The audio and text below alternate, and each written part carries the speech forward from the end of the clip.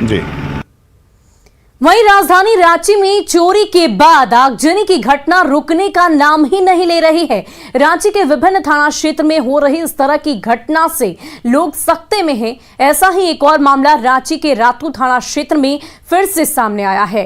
रातू थाना क्षेत्र के पिर्रा गांव के शिवनगर में प्रेम कुमार गुप्ता के किराए के मकान में बीती रात चोरों ने घर के पीछे का दरवाजा तोड़कर घर में प्रवेश किया। चोरों ने 2 लाख नगद, सोने चांदी के जेवर और कीमती सामानों पर हाथ साफ कर लिया। वहीं चोरी के बाद घर को आग के हवाले कर दिया, जिससे घर में रखे सामान सहित लाखों रुपए की संपत्ति राख हो गए। इधर घटना को लेकर रातू पुलिस छानबीन कर रही है, लेकिन अब तक चोरों का कोई सुराग नहीं मिल सका है। आपको बता दें कि रातू क्षेत्र में चोरी के बाद घर में आग लगने की ये तीसरी घटना है। वहीं राजधानी में अब तक 5 बार ऐसी घटना घट चुकी है। और खबर धनबाद से, जहां पुलिस की गलत जांच के कारण 5 लोगों को जेल की हवा खानी पड़ी। महीनों सलाखों के पीछे रहना पड़ा। युवती के अपहरण के आरोप में 5 लोगों की जिंदगी बर्बाद हो गई। यही नहीं, जेल से जमानत पर बाहर आने के बाद 2 लोगों की सरकारी नौकरी से हाथ धोना पड़ा। सरकारी नौकरी चले जाने के कारण एक आरोपी इस सदमे को बर्दाश्त नहीं कर सका। सदमे की वजह से उसने दुनिया को अलविदा कह दिया। 5 लोगों के परिवार की खुशियां पुलिस के गलत जांच के कारण तबाह हो गए। वहीं अब लड़की 18 साल बाद अपने घर वापस लौट आई है। अब अपहरण में आरोपी बनाए गए लोग इंसाफ की गुहार लगा रहे हैं। बानी रविया अपहरण का केस किया था, किडनैपिंग का। उनकी लड़की अभी वापस यहाँ आई हुई है। उस केस में हम लगभग 3 महीना हम जेल में रहे और इसी केस के दरमियान मेरा सर्विस भी गया, मेरा पूरा परिवार बिखर गया। इसके हम जब सम्मान किए कानून का, कानून भी हमें सम्मान देने का प्रयास करे। लड़की आई हुई है, बरामद करे, इनको यहाँ से ले जाए और इनसे पूछताछ करे और हमारा जो मुआवजा होता है वो मुआवजा देने का काम करे। हमारे घर में 3 लोगों का नाम दिया गया था। उसमें आपका पापा रमेश्वर मल्ला उर्फ बास्केट निषाद, मनोज निषाद और राजू निषाद, ये तीनों का नाम दिया गया था। इसके वजह से हम लोग काफ़ी प्रॉब्लम हुआ है। मतलब उस वजह से मेरा पापा का 7 महीना जेल रहने से मतलब उनका नौकरी से डिसमिस हो गए हैं। उसके दौरान पापा डेथ कर गए हैं। वहीं गुमला के बिशुनपुर प्रखंड में करोड़ों की लागत से बन रहे बालिका आश्रम विद्यालय का काम हथियारबंद अपराधियों ने बंद करवा दिया। गुड़दरी थाना क्षेत्र के नरमा स्कूल के पास कल्याण विभाग की ओर से इसे बनाया जा रहा है। 6 से अधिक की संख्या में पहुंचे अपराधियों ने निर्माण कार्य में लगे मजदूरों से मारपीट की, साथ ही मोबाइल फोन छीनकर काम से भाग जाने की भी धमकी दी। इंस्पेक्टर ने पूरे मामले में नक्सली संगठन के शामिल होने से इनकार करते हुए इसे आपराधिक गिरोह की करतूत बताया है। साथ ही पूरे मामले की जांच जारी रहने की बात कही। साथ ही गढ़वा के धुरकी में बिलासपुर यूपी बॉर्डर तक पीडब्ल्यूडी विभाग की ओर से करोड़ों की सड़क का निर्माण कार्य चल रहा है। यहां अपराधियों ने कुछ दिन पहले लेवी की मांग पर कंपनी के साइट इंजीनियर को अगवा कर लिया था। पुलिस की चुस्ती से इंजीनियर की रिहाई हो गई, लेकिन घटना के कुछ दिन बाद फिर से कंपनी के कैंप पर हमला करते हुए कई गाड़ियों को आग लगा दी गई थी। वहीं फायरिंग के बाद से ठेकेदार भी दहशत में थे। पीडब्ल्यूडी की ओर से मांग किए जाने के बाद अब एसपी के निर्देश पर सुरक्षा मुहैया कराई गई है। हालांकि कंपनी के इंजीनियर ने अभी भी धमकी मिलने की बात कही है। वहीं विभागीय अधिकारी ने पुलिस के सहयोग पर संतोष जताया है। यहाँ पे सर कुछ असामाजिक तत्व जो थे, जो हम लोग को हिंड्रेंस किए थे, कैंप पे हमला भी हुआ था और हमारे साइट इंचार्ज जो थे उनका किडनैप भी हुआ था। उसके बाद हम लोग को प्रशासन का सुविधा मिला है, जिससे अभी हम लोग काम अच्छे से कर रहे हैं।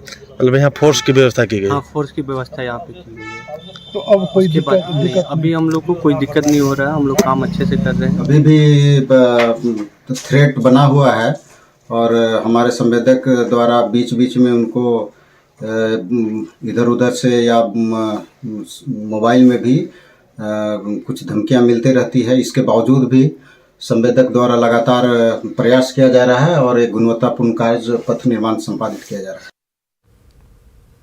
और अगली खबर राजधानी रांची की हिंदी पीढ़ी से, जहां हत्या से हड़कंप मचा रहा। हिंद पीढ़ी थाना क्षेत्र स्थित ला फैक्ट्री रोड में कल एक युवक मुजाहिद की गोली मारकर हत्या कर दी गई।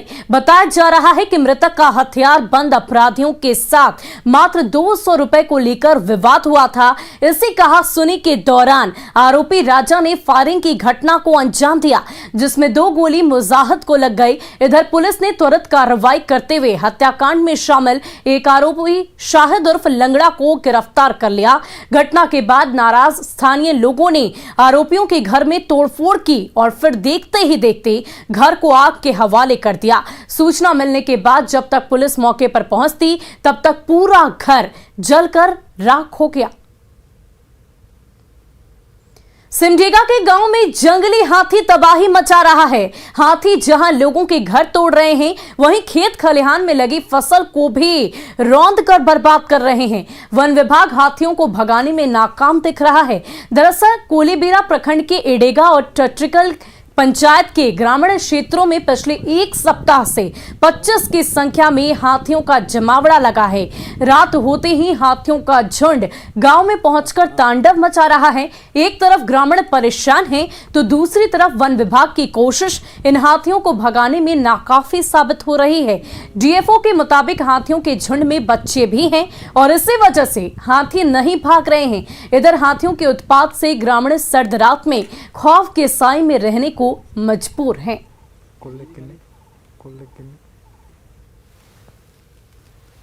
लोगों में को समझाने के बावजूद भी लोग हाथियों को देखने के लिए, हाथियों को अनावश्यक रूप से टीच करने के लिए, तंग करने के लिए लोग भीड़ एकत्रित कर लेते हैं। इस वजह से हाथी थोड़ा सा अपने स्वभाव से उग्र हो जाता है और उग्र होने के कारण वो घरों को नुकसान पहुंचा रहा है। और अभी जो भी जानकारी मिली है कि उनके साथ 3 बच्चे भी हैं छोटे छोटे, जो बहुत ज़्यादा तेज नहीं चल पाते हैं और जब तक बच्चे नहीं निकलेंगे तब तक हाथी निकल नहीं पाएगा। लेकिन हमारा प्रयास है और हमारे स्थानीय जो वनकर्मी है वो निकालने का दिन रात वो मेहनत कर रहे हैं और निकाल।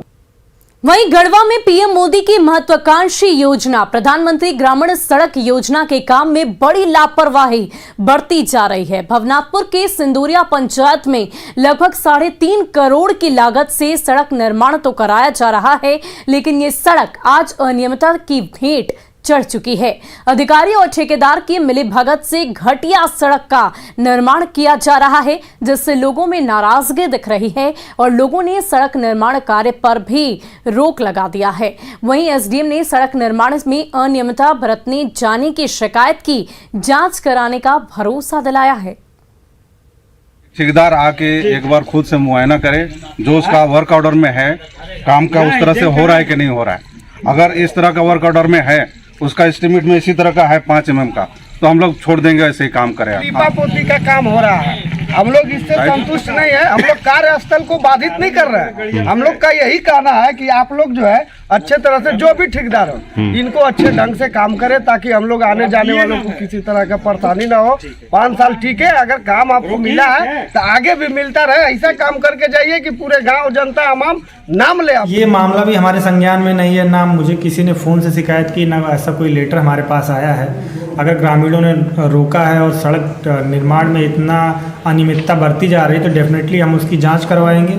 दूसरा है कौन सा डिपार्टमेंट बना रहा है, हम लोग उसको भी एक लेटर लिखेंगे और जो भी लोग इसमें दोषी पाएंगे डेफिनेटली आई एम अश्योरिंग हूँ कि उनके ऊपर कार्रवाई की जाएगी। जो भी कोई भी नियम कानून में अनियमितता बरतेगा या जो भी नियम के अनुसार नहीं होगा उसको छोड़ा नहीं जाएगा। वहीं समुद्री चक्रवात जवाद को लेकर रामगढ़ जिले में विशेष सतर्कता बरती जा रही है। मौसम कृषि विज्ञान केंद्र के मुताबिक आज और कल बारिश हो सकती है। बताया गया है कि रामगढ़ के पूर्वी हिस्से गोला, चितरपुर, दुलमी प्रखंड में ज्यादा बारिश की संभावना है। ऐसे में कृषि वैज्ञानिकों ने किसानों को सलाह दी है कि धान की कटाई अगले 2 दिनों तक ना करें। इसी तरह आलू और सब्जी की सिंचाई भी 2 दिनों तक नहीं करने की सलाह किसानों को दी गई है। सब्जियों को झुलसा रोग से बचाने के लिए मैंको जेब का छिड़काव करने की सलाह भी दी गई है। मौसम में आए परिवर्तन के कारण पूरे रामगढ़ जिले का तापमान गिर गया है। ज्यादा जानकारी दे रहे हैं हमारे संवाददाता जावेद खान।